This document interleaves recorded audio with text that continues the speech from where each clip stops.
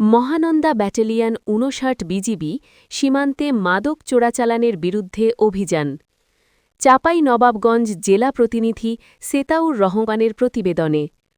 Mahananda battalion ৫৯ BGB সীমান্তে মাদক চোরাচালানের বিরুদ্ধে আভিযানিক সাফল্যের ধারা অব্যাহত রেখে সোমবার ১৫ ডিসেম্বর রাত ৩:৩০ ঘটিকায় এক মাদক বিরোধী অভিযান পরিচালনা করে।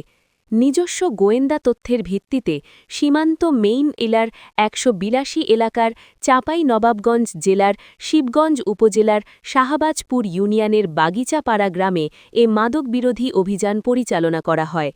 অভিযান পরিচালনাকালে ৪,৭২০ পিস ভারতীয় নেশাজাতীয় ট্যাবলেট টেনসিউইন এবং ফেন্সিডিলের বিকল্প হিসেবে ব্যবহৃত ৪৮ বোতল নেশাজাতীয় সিরাপ চকো প্লাস আটক করে আজমাতপুর বিওপির একটি বিশেষ টহল দল।